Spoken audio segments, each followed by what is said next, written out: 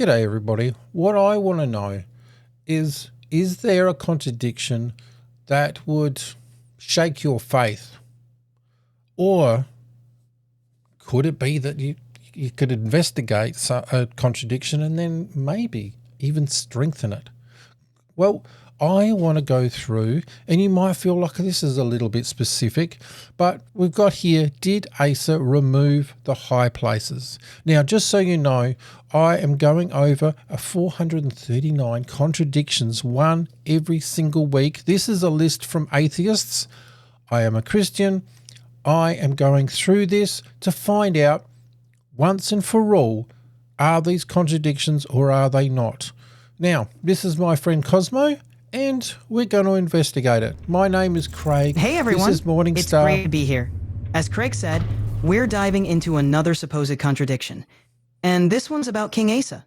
It's going to be an interesting journey. Let's get started. Yes, and my name's Craig, as I said. This is Cosmo, and yes, we're journeying through the Bible one question at a time. Yes, we got a little bit over the top of each other, but that's okay. That's just how things go. So, yeah, we've got this contradiction, which I find so interesting. We're up to week 37. Did Asa remove the high places? It's definitely a fascinating topic. Whether Asa removed the high places or not can reveal a lot about how we understand these biblical narratives. Let's break it down. All right, well, let's first... Well, what is a high place? As far as I know, it is a place of worship up on a high place, but it is not for God. It is for something else. Exactly. High places were often elevated sites where people worshipped other gods. They were a significant issue because they diverted worship from the God of Israel.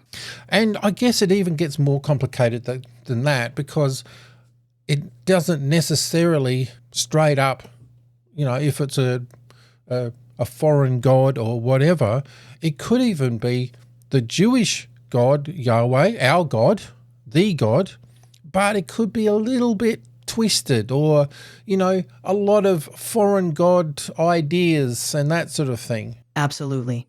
Sometimes high places were used for worshiping God, but incorporated practices from other religions. This blending often led to deviations from true worship. It's a complex issue. Definitely. And I want to get into this a little bit more, because I think it is definitely a complex issue, but we want to delve into it. So 2 Chronicles 14, 3-5. Now this one feels like it is a quite an easy setup and straightforward. But so 2 Chronicles 14, 3-5, he removed the foreign altars and the high places, smashed the sacred stones and cut down the Asherah poles. He commanded Judah, or the nation, to seek the Lord, the God of their ancestors, and to obey his laws and his commands. He removed the high places and incense altars in every town in Judah, and the kingdom was at peace under him. Oh, that sounds like a great story, doesn't it? It does sound like a great story of reform and obedience. But as we dig deeper, we'll see if there's more to the story. Well, yes. I mean, at this point, everything just feels like it's in line. However, we have a problem. 1 Kings 15, 10-20. Now, I got 10-20, but I think, now let me just cross over here. What do we got? 1 Kings 15, 14. Now, I've got the whole bit here, but we'll just do the green bit. Verse 14 states, although he did not remove the high places, already we've got a contradiction here, Asa's heart was fully committed to the Lord all his life. That's interesting. It feels like it's a bit of back and forward here. Exactly. It's this kind of apparent contradiction that makes it interesting. How could Asa's heart be fully committed if he didn't remove the high places? Definitely. And do you think it's a bit like, yes, I am fully aware and I want to take down all of those things, like if I'm Asa, I want to take all these high places down, and you just grab the big ones. But there's these little ones that may not know, or rumours of, or it could be just that Asa's heart was fully committed, but there was something in the background, and even the people may not have, some were there, some were not. It could be that Asa addressed the major visible high places, but some smaller or hidden ones remained. It reflects the complexity of reforming a nation and shows how sometimes, even with a committed heart, the process can be gradual or incomplete. I find it interesting that there's this back and forward. Now, that obviously, what have we got? Second Chronicles was fairly straightforward. Everybody lived happily ever after. Although, in the second part, in First Kings, in First Kings, it was a little bit back and forward. But then in Second Chronicles 15, which is part of Second Chronicles 14 that we just read, although he did not remove the high places from Israel, Asa's heart was fully committed to the Lord all his life. Do you think this is a contradiction? Like we've got, on one side, we've got, he definitely took them all. And then on the other side, no, he didn't. It's definitely a complex issue. Some might see it as a contradiction, while others could interpret it as highlighting the nuances of Asa's reign. It invites deeper exploration and discussion. Well, yeah, and the thing is there evidence to say that it is a contradiction, that it's definitely black and white? It's not necessarily black and white. The accounts might reflect different perspectives or emphasize different aspects of Asa's reign. It's worth examining the context and possible explanations. And the thing is I find interesting is that in Second Chronicles, or even just Chronicles in general, it kind of is trying to highlight, not going with, okay, this is all the good stuff, but it is highlighting more of the spiritual side, that God is good and showing you what God is doing. Whereas in Kings, First Kings, Second Kings, it is more of a history lesson, and it's this happened, that happened. Chronicles often emphasizes the spiritual and theological aspects, while Kings focuses more on historical events. This difference in perspective can explain why they highlight different details. But we've got Second Chronicles 14 and then Second Chronicles 15.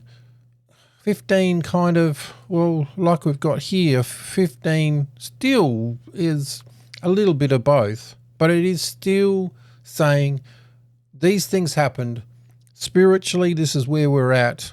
And we've got King Asa, who also deposed his grandmother, Maacah, from her position as Queen Mother because she had made a repulsive image for the worship of Asherah. And so he cut it down and broke it up and burned it at Kidron Valley.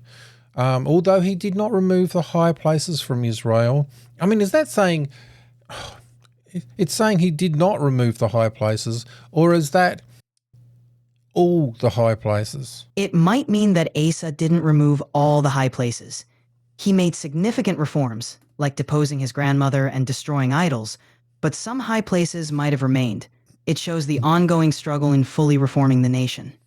And I guess we could see that like as in our own hearts, you know, we have these things, we go, right, we are not going to do this or that. However, there's little things that somehow come into it that, I don't know, we kind of let the small ones go through. It's a relatable struggle. We may tackle the major issues, but sometimes smaller things slip through. It's all part of the journey towards complete reform. And I find it interesting that said Asa's heart was fully committed to the Lord all his life. Yet, I mean, I think in Kings it describes that there were things that happened that he was not committed. That's a fascinating contrast. Even with a fully committed heart, there can still be moments of imperfection or struggle. It shows how complex and human these stories are. And I think that's part of the whole story with the Old Testament, is that there is this desire for someone to be perfect, to fix everything, to make everything, okay, we're now living in peace. But there was always something that, even though on the surface it looked like it was fantastic, there was something under the surface. But there was the desire for something or someone more. It highlights the human condition and the longing for true perfection, which sets the stage for the New Testament. It underscores the idea that no human leader could fulfill that desire completely. If this showed Asa as perfect, well, well, we would know that it was fake because we know today that nobody's perfect. We can even attest to that for ourselves. But we know that there was the desire and the promise that God had made that there will be someone, and that someone is Jesus. Asa's imperfections remind us of the promise of someone perfect, which we see fulfilled in Jesus. It's a powerful message about grace and hope. Is this a contradiction? Because I don't think it is. I think this is more. I think this is, yes, he wanted to be good. He did do good. He really committed in his heart to follow God. But the humanness, there's always something. It's not necessarily a contradiction, but a reflection of human nature. Asa's story shows the struggle to live faithfully while acknowledging our imperfections. And I would even say, and what do you think? What do you think even out there? What do you think if the Bible was exactly right every single time? There was none of these little contradictions or anything, although I think it's more nuance, and it's complementary because I think it all just fits together into real life. What do you think if everything was, oh, excuse me, well, I'm not perfect, I just burped. Do you think that if everything was perfect, like it said, Asa got rid of the high places and that was it, would that show something else? It might make it less relatable. The Bible's nuances and complexities mirror real life, making it more meaningful and relatable to our own experiences. It shows that faith is a journey, not perfection. Actually, I find that so interesting. If everything was perfect, it wouldn't be relatable because we couldn't relate to it. Thank you very much. That is a great insight. I'm going to take that home. Thank you very much. My name is Craig. This is Cosmo. This is Morning Star Quest, where we're journeying through the Bible. And click on one of those videos over there because we're journeying through so much more. And every single day we are on the journey, and we've got to discover one thing at a time.